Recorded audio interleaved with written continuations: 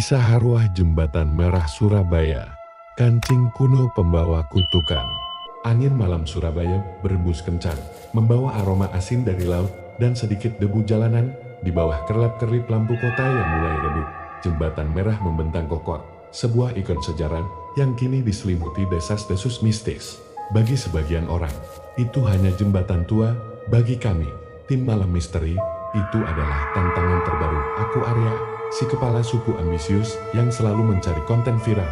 Di belakangku, ada Bima, si penakut yang mudah panik tapi selalu setia. Menemani Citra, si juru kamera dan editor yang punya mata jeli untuk detail. Dan Dewi, si penarik energi alias yang paling sensitif terhadap hal-hal gaib. Malam ini, kami punya misi, membuktikan atau menyanggah mitos Jembatan Merah. Oke, guys, mikrofon aman. Kamera siap? Tanyaku, menyalakan lampu ring light kecil yang terpasang di kamera Citra.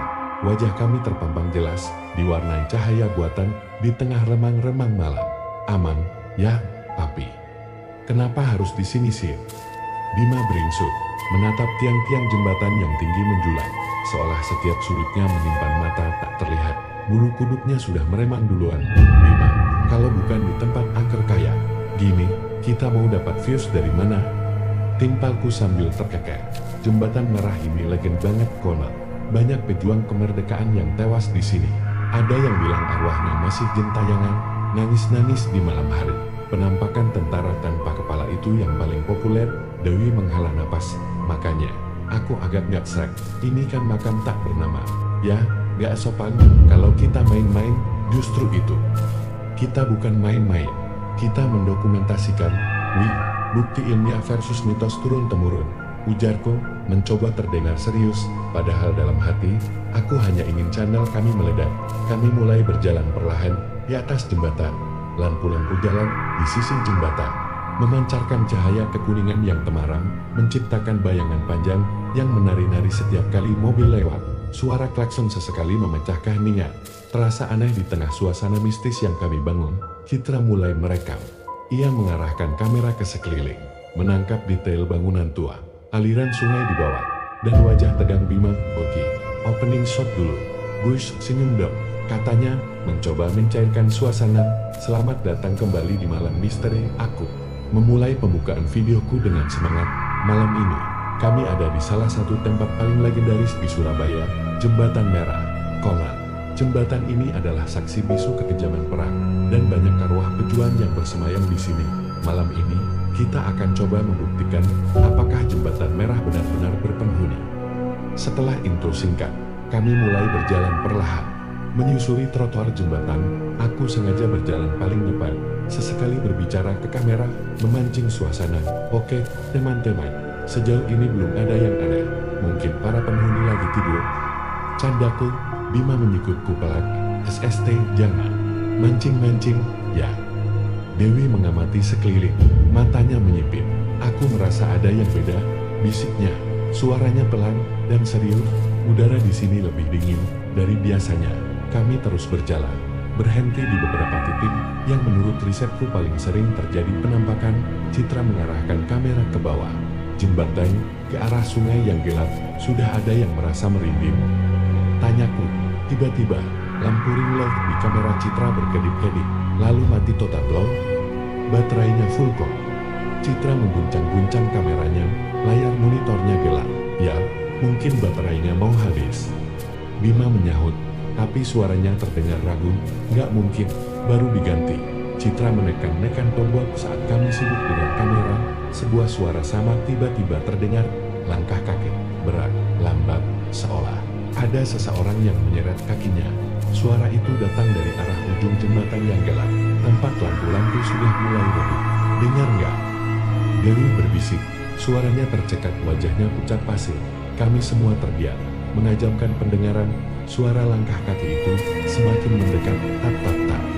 Seolah ada seseorang yang berjalan perlahan ke arah kami. Namun tidak ada siapapun di sana. Jalanan jembatan itu kosong. Hanya ada kami berempat. Jantungku berdegup kencang. Ini bukan bagian dari rencana. Ini bukan efek suara atau rekayasa ini. Nyata, mungkin itu angin. Kataku, suaraku sendiri terdengar tidak yakin. langkah kaki itu berhenti tepat di depan kami. Seolah ada sosok tak terlihat yang berdiri di sana. Udara menjadi semakin dingin, sampai-sampai napas kami terlihat seperti uap di malam hari. Bulu kudukku merinding sampai ke kulit kepala. Aku nggak mau di sini lagi. Bima tergagap, matanya melotot. Tiba-tiba, dari arah tiang jembatan di dekat kami, terdengar suara bisikan samar, seolah ada yang memanggil-manggil. Suara itu sangat pelan, nyaris tak terdengar, tapi kami semua bisa mendengarnya. Siapa itu? Citra bertanya. Suaranya bergetar. Dewi memejamkan mata, tangannya memegang dadanya. Ada yang gak suka kita di sini. Aku mencoba menenangkan diri, memaksa diriku untuk tidak panik. Ini yang kami cari kan? Bukti oke, guys, tenang. Kita rekam ini. Ini yang asli. Aku mencoba menyalakan kamera Citra lagi, tapi tetap tidak menyala. Saat aku masih bergelut dengan kamera, Dewi tiba-tiba menjerit kecil. Apa? Wi, tanyaku panik. Dewi menunjuk ke arah tiang jembatan di sampingnya, tempat terdengar bisikan tadi. Matanya terbelalak, menatap ke bawah. Aku dan yang lain ikut melihat. Di dekat dasar tiang jembatan, terselip di antara celah-celah batu yang retak, ada sesuatu yang berkilau redup. Aku mendekat perlahan, jantung berdebar kencang. Itu sebuah kancing logam kuno, berkarat, pudar. Tapi bentuknya masih jelas. Kancing itu tampak seperti kancing seragam prajurit zaman dahulu, dengan ukiran yang sama. Entah bagaimana, benda sekecil itu bisa lolos dari pandanganku saat riset. Aku nggak mau menyentuhnya, kata Dewi, beringsut menjauh. Bima juga menggeleng. Buang aja, ya. Itu pasti kutukan. Tapi aku merasakan dorongan aneh untuk mengambilnya. Sensasi dingin yang menyelimutiku tadi, kini berganti dengan rasa penasaran yang membuncah. Ini bukan sekadar kancing, ini sesuatu yang bisa menjadi bukti kuat untuk video kami, sebuah artefak. Aku membungkuk, dengan hati-hati mengambil kancing itu. Permukaannya terasa dingin di antara jari-jariku, namun ada sensasi lain yang sulit dijelaskan, seolah ada denyut kehidupan samar di dalamnya. Jangan, ya. Dewi berseru, matanya membelalak. Ada yang gak beres sama kancing itu. Tenang, Wi, kataku, mencoba meyakinkan diriku sendiri, dan mereka ini cuma kancing. Mungkin jatuh dari seragam orang yang lewat, tapi aku tahu itu bohong. Kancing itu terlalu tua, terlalu dalam terselip untuk sekadar jatuh. Aku memasukkan kancing itu ke saku celanaku, dinginnya menembus kain, membuat kakiku merinding. Oke, Gus, kita udah dapat banyak banget. Something is hairy, kataku, berusaha menjaga nada antusiasku. Meskipun rasa takut mulai merayap di dalam diriku, kita pulang sekarang, cek rekaman, dan lihat apa yang kita dapat. Kami segera meninggalkan jembatan.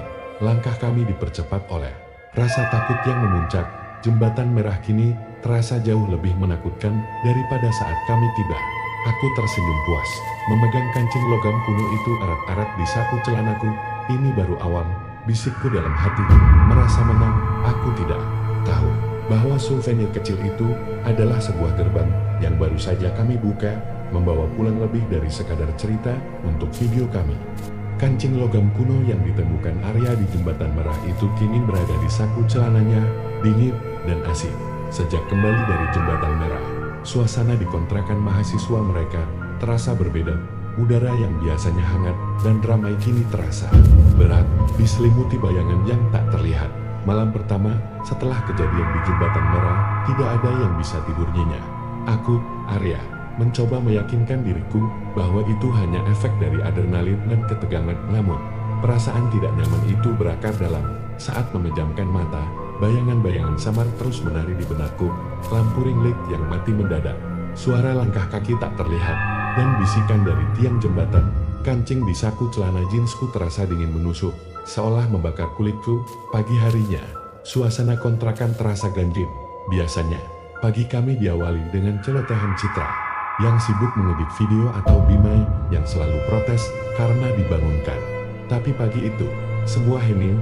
Aku menemukan Citra di ruang tengah, matanya sembab, menggosok-gosok lengannya seolah kedinginan. Ada apa, Cit? Tanyaku.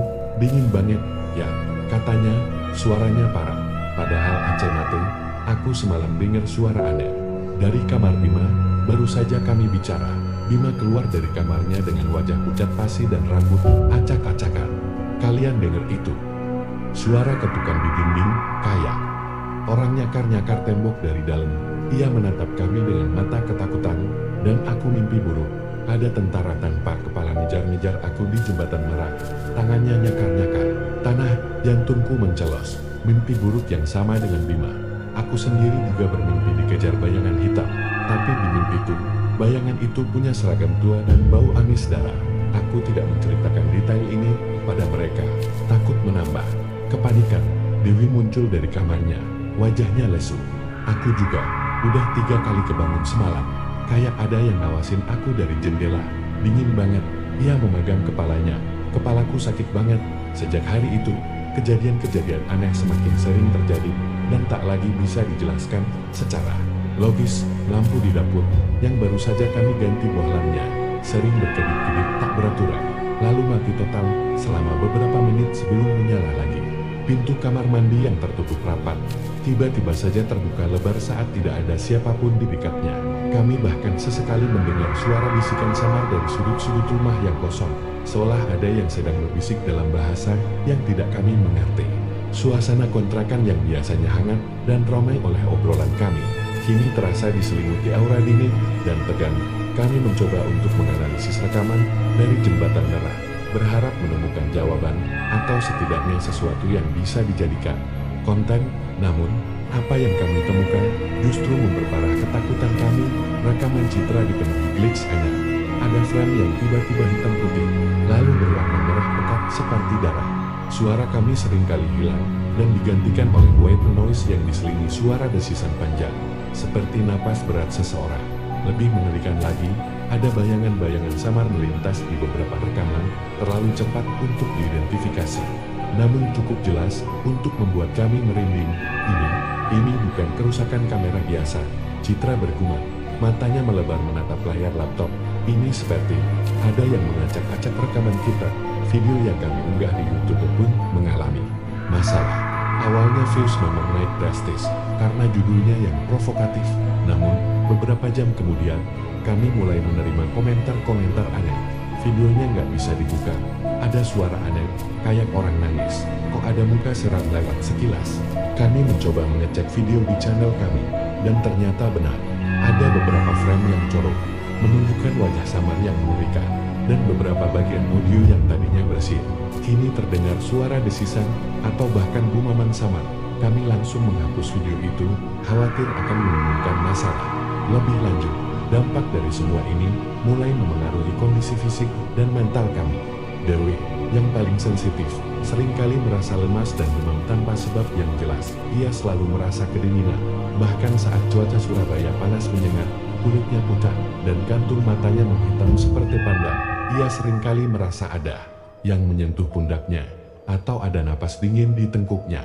Padahal ia sendirian di Citra, yang biasanya tenang dan logis, kini menjadi lebih mudah emosi. Ia seringkali berteriak tanpa alasan yang jelas, atau membanting barang. Ia bahkan pernah bertengkar hebat dengan Bima hanya karena masalah kecil, yang mana tidak pernah terjadi sebelumnya. Ia mengaku sulit fokus dan sering merasa ada yang mengawasinya. Saat ia mengedit video, Bima, si penakut, justru menunjukkan perubahan yang paling mencolok dan mengerikan. Ia yang dulunya selalu panik dan histeris, kini menjadi lebih pendiam dan sering melamun. Matanya sering kosong, menatap ke satu titik yang tidak ada apa-apanya. Beberapa kali, aku memergokinya berbicara sendiri di kamarnya, gumaman yang tidak jelas, seolah ia sedang berdialog dengan seseorang yang tak terlihat. Suatu malam, aku mendengar ia tertawa pelan, tawa yang bukan miliknya, tawa serak dan dingin yang membuatku merinding. Namun, pusat dari semua teror ini adalah kancing logam kuno yang kubawa pulang. Kancing itu, yang kini selalu kutaruh di saku. Celana jeans yang kugunakan, seolah memiliki kehidupannya sendiri. Terkadang, saat aku menyentuhnya, ia terasa panas membakar, seolah baru saja dikeluarkan dari api. Di lain waktu, ia terasa dingin menusuk, seperti bongkahan es. Aku sudah mencoba membuangnya berkali-kali. Pertama, aku melemparnya ke tempat sampah di depan rumah. Malam itu, aku menemukan kancing itu sudah tergeletak di meja kamarku saat aku bangun tidur. Lalu, aku mencoba membakarnya di belakang rumah. Tapi kancing itu tidak meleleh atau rusak, hanya menjadi semakin panas dan kemudian kembali dingin, lalu lagi-lagi muncul di laci bajuku. Terakhir, aku pergi jauh dari kontrakan, ke sungai, dan melempar kancing itu sekuat tenaga ke tengah aliran air. Aku berpikir itu akan mengakhiri segalanya, tapi tidak. Pagi harinya, kancing itu sudah berada di bawah bantal tidurku, seolah mengejek. Usahaku, rasa dingin yang aneh, selalu menyertainya.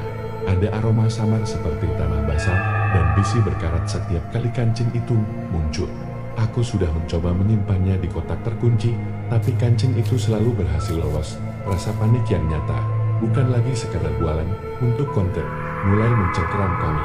Kami tidak bisa lagi menyangkal bahwa kami telah membawa pulang sesuatu yang berbahaya, sesuatu yang mengikat kami. Keempat pasang mata saling menatap, dipenuhi ketakutan dan pertanyaan yang sama. Apa yang sebenarnya terjadi? Kami mulai curiga, ini semua ada hubungannya dengan kancing itu. Kancing itu bukan hanya souvenir, tapi sebuah medium, sebuah jembatan antara kami dan entitas yang menghantui. Tapi bagaimana? Kami sudah mencoba membuangnya, namun setiap kali kancing itu selalu kembali, seolah ada ikatan tak terlihat yang mengikatnya pada kami.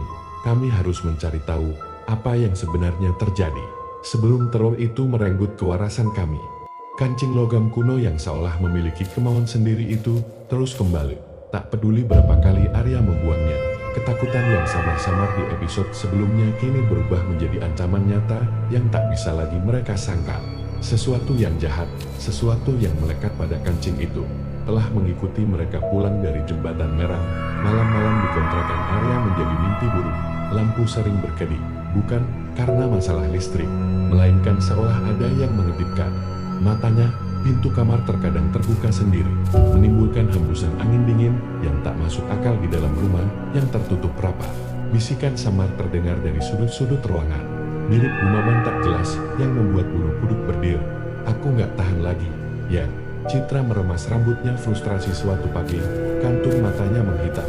Semalam aku lihat bayangan, jelas, banget yang kaya tentara tanpa kepala, lewat di dapur. Ia bergidik, seolah bayangan itu masih melekat di retinanya. Bima, yang biasanya paling berisik, kini lebih sering termenung, matanya cekut, dipenuhi ketakutan. Aku juga, semalam aku bersumpah melihat mata merah menyala di balik jendela kamarku. Dan suara langkah kaki itu bukan cuma di jembatan, aku dengar di koridor rumah kita, persis di depan kamarku.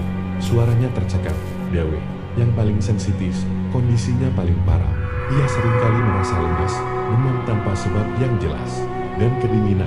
Bahkan saat cuaca Surabaya panas menyengat, kulitnya pucat, dan kantung matanya menghitam seperti panda. Aku merasakan dia ada di mana-mana. Bisiknya gelap, suaranya nyaris tak terdengar, seolah takut didengar oleh entitas tak kasat mata itu. Dia marah, sangat marah. Aku, Arya, masih berusaha mencari penjelasan logis, tapi sulit. Bahkan diriku sendiri pun tak luput dari gangguan.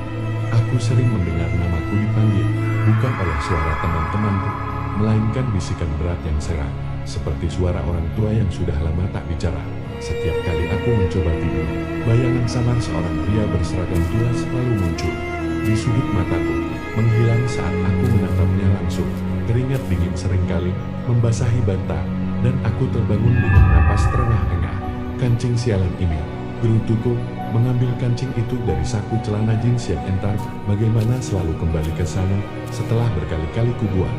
Permukaannya terasa dingin menusuk, namun sesekali mengeluarkan hawa panas yang aneh. Buat aja, ya bakar aja sekalian, teriak Bima panik. Matanya membelalak menatap benda kecil itu seolah itu adalah bom waktu. Sudah kubuang, sudah kubakar, sudah kukubur, tapi dia selalu kembali. Balasku, frustrasi. Kancing itu seolah memiliki kemauan sendiri, sebuah magnet yang menariknya kembali kepadaku, menempel padaku seperti parasit. Kepanikan telah mencapai puncaknya. Kami tidak bisa lagi menyangkal bahwa sesuatu yang supernatural terjadi. Ini bukan lagi sekadar bualan. Untuk konten YouTube titik koma ini adalah pertarungan nyata untuk kewarasan kami. Kita butuh bantuan, kata Dewi tiba-tiba. Suaranya lemah tapi tegas, matanya menatap kami satu persatu, dipenuhi keteguhan hati. Aku punya kenalan, ibunya kenal seorang ahli spiritual, Mungkin dia bisa membantu. Tanpa pikir panjang, aku setuju. Tak ada pilihan lain. Aku sudah mencoba semua cara logis, tapi semua gagal. Kami membutuhkan seseorang yang memahami hal-hal yang tidak terlihat ini, yang bisa membimbing kami keluar dari lingkaran setan teror ini. Keesokan harinya, seorang wanita paruh baya datang ke kontrakan kami. Namanya Bu Lastri. Rambutnya disanggul rapi, wajahnya tenang, namun tatapan matanya tajam dan seolah bisa menembus apa saja. Begitu masuk, ia langsung merasakan aura yang berbeda. Matanya berkeliling, seolah melihat hal-hal yang tak kasat mata. Bagi kami, ada energi negatif yang kuat di sini, ujarnya pelan. Pandangannya berhenti di kamarku, tempat kancing itu biasa kuletakkan, terutama dari sini. Aku menyerahkan kancing logam itu kepada Bu Lastri. Begitu kancing itu berpindah tangan, hawa dingin yang selalu menyelimutinya seolah menghilang, digantikan oleh kehangatan samar yang aneh. Bu Lastri memejamkan mata, memegang kancing itu erat-erat di antara kedua telapak tangannya. Wajahnya menunjukkan ekspresi iba, bukan takut ini. Media bagi arwah yang tidak tenang, katanya. Suaranya sendu, dipenuhi kesedihan. Arwah seorang pejuang. Dia sangat marah, merasa tidak tenang, karena kematiannya yang tragis. Mungkin jasadnya tidak pernah ditemukan, atau ada pesan yang belum tersampaikan. Menghantui kami karena kancing ini, tanyaku. Masih tak percaya bahwa benda sekecil itu bisa membawa dampak sebesar ini. Bu Lastri mengangguk perlahan. Kancing ini adalah miliknya, bagian dari dirinya. Ketika kalian membawanya pulang, kalian seolah mengundang dia. Dia merasa terusik, tidak tenang. Dia ingin agar pesannya didengar, ingin keadilannya ditegakkan. Apa yang harus kami lakukan, Bu? Tanya Dewi. Suaranya bergetar, memohon petunjuk. Bu Lastri membuka matanya. Tatapannya kini fokus pada kami. Dia tidak ingin menyakiti kalian, tapi dia tidak akan berhenti sampai kalian membantunya menemukan kedamaian. Dia ingin kalian kembali ke Jembatan Merah. Ada sesuatu yang dia tinggalkan di sana, sesuatu yang harus kalian temukan dan selesaikan untuknya. Kami semua saling pandang, pikiran kami berputar-putar, kembali ke Jembatan Merah. Tempat yang kini menyimpan kengerian, tak terbayangkan bagi kami. Tempat di mana kami pertama kali merasakan kehadiran tak kasat mata itu. Misi apa, Bu? Tanyaku, meskipun suaraku sendiri terdengar sedikit serak. Misi untuk mencari tahu apa yang mengikatnya, apa yang belum selesai. Jika tidak, dia akan terus menghantui kalian, merenggut kewarasan kalian, hingga kalian menyerah. Jelas Bu Lastri. Suaranya tegas, tanpa keraguan. Sebuah dilema besar terhampar di depan kami. Kembali ke Jembatan Merah berarti kembali ke sumber teror kami, menghadapi ketakutan kami secara langsung, tapi tidak kembali berarti hidup dalam bayang-bayang arwah gentayangan seumur hidup. Perlahan-lahan kehilangan akal sehat kami. Aku menatap kancing di tangan Bu Lastri. Rasa bersalah menghimpit dadaku. Ini semua karena ambisiku yang konyol. Karena aku membawa pulang benda terkutuk ini, aku harus bertanggung jawab. Ini adalah kesalahanku, dan aku harus memperbaikinya. Oke, kataku. Akhirnya, suaraku mantap, meskipun ada getar ketakutan yang terselip di dalamnya. Kita akan kembali. Bima menelan ludah. Wajahnya masih pucat, tapi ada sedikit tekad di matanya. Citra menghela napas panjang, mengangguk pasrah. Dewi hanya mengangguk pelan, seolah sudah tahu bahwa ini adalah takdir yang harus mereka jalani. Sebuah penebusan yang harus mereka lakukan. Bu Lastri tersenyum tipis, sebuah senyuman yang menenangkan, sekaligus mengandung peringatan. Perjalanan itu tidak akan mudah. Arwah ini sangat kuat, dan di sana, di balik kabut malam, masih ada rahasia yang belum terungkap. Menanti mereka di Jembatan Merah, dengan hati yang dipenuhi ketakutan dan tekad. Arya, Bima, Citrai, dan Dewi kembali ke Jembatan Merah, kali ini bukan untuk uji nyali, melainkan untuk sebuah misi berbahaya demi membebaskan diri dari teror yang terus-menerus menghantui mereka. Petunjuk samar dari Bu Lastri adalah satu-satunya harapan mereka. Ingat, cari sesuatu yang ditinggalkan arwah itu. Dia akan membimbing kalian. Pesan Bu Lastri saat mereka pamit. Suaranya tenang, namun mengandung peringatan. Dan jangan lupa, kancing itu adalah kuncinya. Bawa selalu bersamamu, Arya. Aku mengangguk, merasakan dinginnya kancing di saku celanaku. Kali ini bukan karena takut, melainkan karena tanggung jawab. Kami tiba di Jembatan Merah sekitar pukul 11 malam. Suasana kali ini jauh lebih mencekam daripada kunjungan pertama kami. Lampu jalan yang remang-remang tampak lebih redup, seolah enggan menerangi setiap sudut jembatan. Angin berembus kencang, bukan lagi membawa aroma laut, melainkan bisikan-bisikan yang lebih jelas, mirip guaman percakapan yang tak terurai atau bahkan rintihan yang tertahan. Bulu kuduku merinding saat langkah pertama kami menginjak aspal. Jembatan, aku nggak suka ini, bisik Bima. Suaranya parau, matanya awas memindai sekeliling. Ia menggenggam erat senter kecilnya, seolah itu satu-satunya pelindung. Citra sudah menyalakan kameranya, merekam setiap pergerakan kami, setiap ekspresi ketakutan yang terpancar di wajah kami. Kali ini, tidak ada lagi candaan atau provokasi. Kami semua merasakan kehadiran yang lebih kuat, lebih nyata. Udara di sekitar kami terasa dingin menusuk, bahkan sampai membuat napas kami terlihat seperti uap. Kita harus berpencar, tanya Dewi. Suaranya bergetar.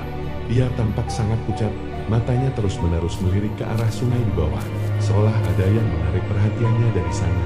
Jangan, kataku tegas, kita tetap bersama, cari petunjuk dari Bulastri. Dia bilang arwah itu akan membimbing kami. Mulai berjalan perlahan, menyusuri jembatan yang terasa begitu panjang dan sunyi. Langkah kami diperlambat oleh rasa takut yang memuncak. Setiap tiang jembatan, setiap celah di dindingnya, seolah menyimpan cerita yang belum selesai. Tiba-tiba, lampu jalan di depan kami, yang tadinya menyala redup, mati mendadak.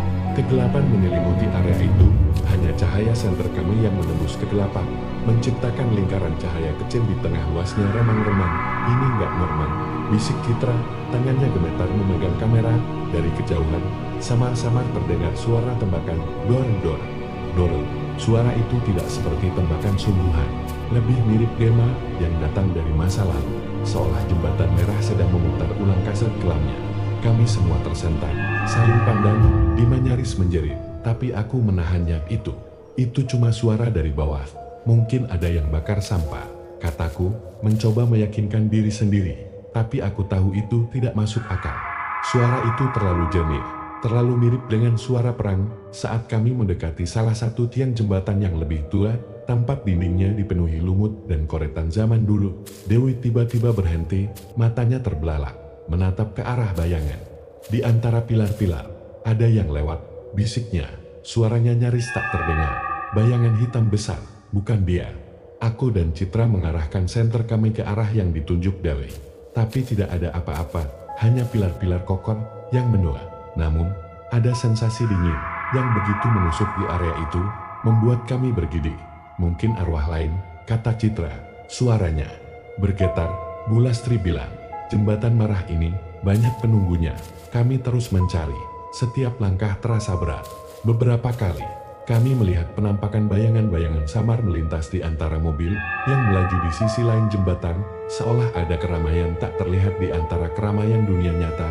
Ada yang berjalan terburu-buru, ada yang tampak terjatuh, semuanya dalam diam yang mencekam. Ini bukan lagi sekadar kengerian yang menakut-nakuti, ini adalah penderitaan yang tertinggal. Aku menyentuh kancing di sakuku. Kancing itu terasa berdenggut, seolah ingin menarikku ke suatu tempat. Aku mengikuti insting itu, bergerak menuju sebuah celah kecil di antara dua blok batu tua di salah satu tiang jembatan, tidak jauh dari tempat kami menemukan kancing itu sebelumnya. Ada sesuatu di sini, bisikku. Citra mengarahkan kameranya. Bima dan Dewi ikut mendekat, senter mereka menyorot ke celah sempit itu. Di sana, terselip di antara celah-celah batu yang retak dan lumut, ada sesuatu yang lusuh dan menguning. Dengan hati-hati, aku meraihnya. Itu adalah sebuah surat lusuh. Kertasnya sudah sangat tua, rapuh di beberapa bagian, dan tulisannya nyaris pudar. Aku membukanya perlahan. Aroma tanah basah dan debu tua langsung menyeruak. Apa itu? Dia tanya. Bima, suaranya berbisik. Aku mulai membaca. Suaraku pelan. Kepada keluargaku yang tercinta, ibu, ayah, adik-adikku. Jika surat ini sampai kepada kalian, ketahuilah, aku baik-baik saja. Meskipun aku tak yakin bisa kembali. Pertempuran di sini sangat sengit. Jembatan ini menjadi saksi bisu darah yang tumpah. Aku melihat teman-temanku gugur satu persatu. Jika aku tak pulang, jangan bersedih terlalu lama. Doakan aku, doakan, agar jasadku bisa ditemukan, agar aku bisa beristirahat dengan tenang di samping kalian. Aku rindu masakan ibu, aku rindu tawa adik, Maafkan aku jika tak bisa menepati janji untuk pulang. Perjuangan ini belum usai, tapi semangatku akan selalu bersama kalian. Selamat tinggal." Air mata mengalir di pipi Dewi saat ia membaca kalimat terakhir di surat itu. Rasa dingin yang mencekam seluruh tubuh kami tiba-tiba menjadi sangat intens, sampai ke tulang. Sebuah aura yang sangat kuat, sangat berat, menyelimuti kami. Udara di sekitar kami terasa bergetar. Lalu, di depan kami, di tengah jalan jembatan yang kosong, sebuah penampakan muncul. Jelas, bukan lagi bayangan samar atau kilasan cepat. Sosok seorang pria berseragam tentara tua, lengkap dengan topi baretnya yang lusuh. Tubuhnya tampak transparan, namun detail wajahnya terlihat jelas. Mata yang kosong, penuh kesedihan, dan bibir yang bergetar seolah ingin mengatakan sesuatu. Ia tampak sangat muda, namun wajahnya didera kepedihan yang mendalam. Dia adalah pemilik kancing itu. Dia adalah arwah pejuang yang menghantui kami. Sosok itu menatap kami, matanya menyiratkan kesedihan dan dendam yang belum terbalas. Ia mengulurkan tangannya yang transparan, seolah ingin meraih sesuatu, atau ingin menyampaikan sesuatu yang lebih dari sekadar surat ini. Suara-suara tangisan samar, seperti ribuan jiwa yang meratap, mulai mengalir di telinga kami. Berasal dari sosok itu dan dari sekeliling jembatan. Ini bukan hanya tentang ketakutan, tapi juga simpati. Arwah itu tidak berniat jahat. Dia hanya ingin kedamaian. Dia ingin jasadnya ditemukan, agar ia bisa beristirahat dengan tenang. Tapi untuk memberinya kedamaian, mereka harus melakukan lebih dari sekadar membaca surat. Mereka harus membantu mengungkap kebenaran. Kalimat itu menggema di benak mereka. Setelah konfrontasi mengerikan di Jembatan Merah, tim mahasiswa itu tahu bahwa membaca surat terakhir arwah pejuang tidaklah cukup. Mereka harus melakukan sesuatu yang lebih besar demi kedamaian sang arwah dan kebebasan mereka sendiri. Kembali ke kontrakan, suasana hati kami terasa campur aduk. Ada rasa takut yang masih melekat, tapi juga empati yang mendalam terhadap arwah pejuang itu. Surat yang kami temukan adalah kunci. Kami segera menemui Bu Lastri lagi, membawa surat dan kancing logam kuno itu. "Ini suratnya, Bu," kataku, menyerahkan lembaran kertas lusuh itu. Bu Lastri membacanya perlahan, matanya menerawang. "Arwah ini, dia ingin jasadnya ditemukan," Bu Lastri berbisik. Suaranya dipenuhi kesedihan, atau setidaknya pengorbanannya. Diakui, dia tidak bisa tenang karena merasa terlupakan dan pesan terakhirnya belum tersampaikan kepada keluarganya. "Jadi, apa yang harus kami lakukan?" tanya Citra. Bu Lastri menatap kami satu persatu. "Kalian harus mencari tahu lebih banyak tentang pejuang ini dari catatan sejarah, arsip militer, atau museum. Cari tahu siapa dia dan sampaikan pesannya ke pihak yang berwenang, mungkin museum atau keluarga yang tersisa. Setelah itu, kita akan melakukan ritual pembebasan terakhir di Jembatan Merah." Misi kami berubah total. Dari pemburu konten horor, kami menjadi detektif sejarah amatiran. Selama beberapa hari berikutnya, kami menghabiskan waktu di perpustakaan kota dan Museum Perjuangan Surabaya. Kami menelusuri arsip-arsip tua, membaca buku-buku sejarah tentang pertempuran di sekitar Jembatan Merah. Kami menemukan nama pejuang itu, Sersan Mayor Purnomo. Ia adalah seorang prajurit muda dari Jawa Tengah yang gugur dalam pertempuran sengit di Jembatan Merah pada 10 November tahun 1945. Catatan menunjukkan bahwa jasadnya tidak pernah ditemukan. Kemungkinan besar terbawa arus sungai atau terkubur di bawah puing-puing. Ada sedikit informasi tentang keluarganya di sebuah desa kecil di kaki Gunung Lawu. "Kita sudah menemukan informasinya," kataku pada teman-temanku. Hatiku dipenuhi campuran kelegaan dan kesedihan. Dia benar-benar ada. Dia benar-benar berjuang dan gugur di sana dengan semua informasi yang terkumpul. Kami kembali ke Bu Lastri. Ia mengangguk puas. "Baiklah, sekarang mari kita beri dia kedamaian yang layak." Malam berikutnya, kami kembali ke Jembatan Merah untuk yang terakhir kalinya. Kali ini, tidak ada lagi ketakutan yang mencekam seperti sebelumnya. Ada rasa hormat dan keinginan tulus untuk membantu. Bu Lastri menemani kami, membawa beberapa perlengkapan ritual sederhana, dupa, bunga melati, dan air kembang.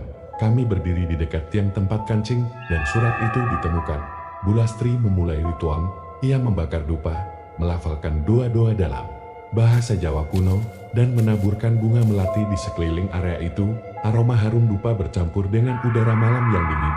"Kita akan doakan beliau, Sersan Mayor Purnomo," kata Bu Lastri. Kita akan bacakan suratnya dan secara simbolis memakamkan sisa-sisa penderitaannya di tempat ini. Arya dengan tangan bergetar membacakan kembali surat lusuh itu, suaranya lantang namun penuh emosi, setiap kata yang terucap seolah membawa arwah Sersan Mayor Purnomo kembali ke kami. Namun kali ini bukan dengan amarah, melainkan dengan kerinduan dan kesedihan. Dewi meletakkan kancing logam itu kembali ke celah tempat ia menemukannya, sebagai tanda pengembalian dan penghormatan terakhir. Saat ritual berlangsung, perubahan mulai terasa.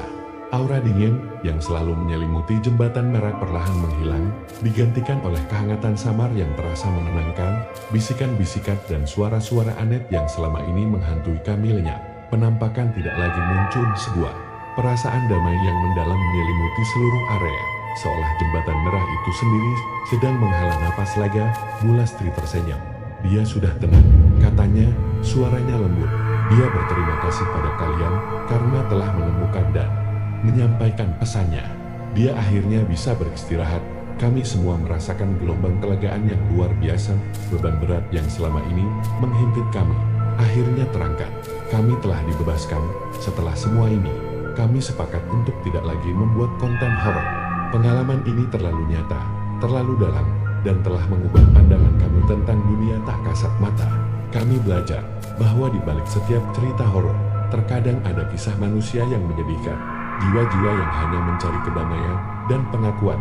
Kami menyimpan pengalaman ini sebagai pengingat akan pengorbanan para pahlawan dan kekuatan kedamaian yang bisa datang setelah melewati kegelapan. Kancing itu tidak pernah kami lihat lagi sejak kami mengembalikannya, seolah ia benar-benar menghilang bersama kutukan yang ada. Jembatan merah bagi kami kini menjadi tempat kenangan yang menyentuh, bukan lagi sumber teror. Mereka belajar bahwa di balik setiap cerita horor, terkadang ada jiwa yang mencari kedamaian, dan akhirnya, setelah semua yang mereka lalui, mereka menemukan kedamaian itu juga.